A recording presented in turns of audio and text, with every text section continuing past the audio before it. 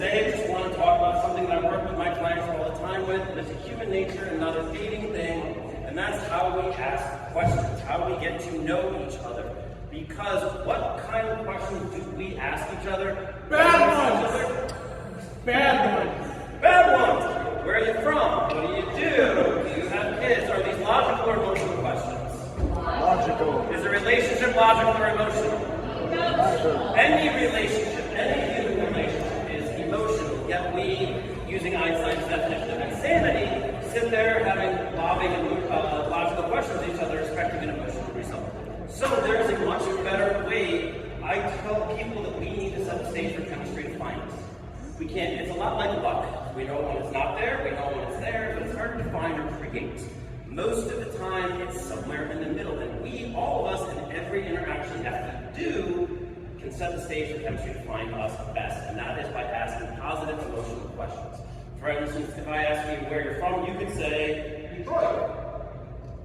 Right, we would hope that one would expound on that, but we did not set the stage for it to happen.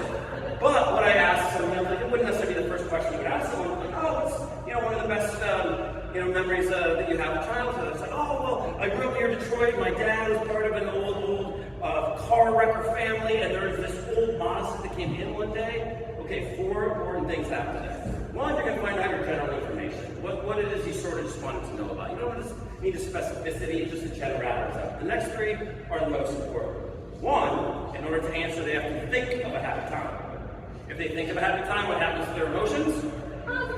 Because memories and emotions are linked. And third, and most importantly, feelings of positivity and feelings of you start to intertwine so that when you are out with them, they feel so good about themselves that in order to feel good about themselves, they want to be out with people.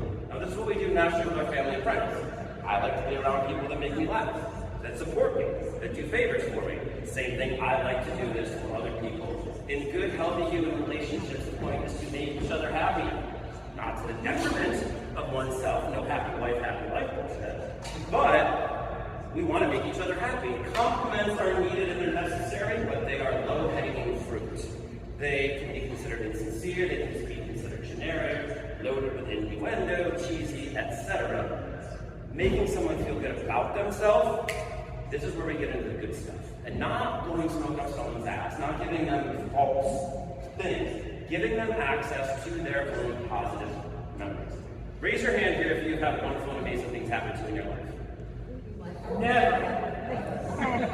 And I would bet that most of us do not get asked about it often. And when you are talking to anybody, a date, a salesperson, anyone sitting across from you, not only do you feel probably the same way, they probably feel the same way. And in most rooms, everybody feels the same way. So Andre Agassi's manager famously told him, you do not take the temperature of a room, you set the temperature of a room. So when you walk in, all of us have the power. The power is the ability to influence our environment.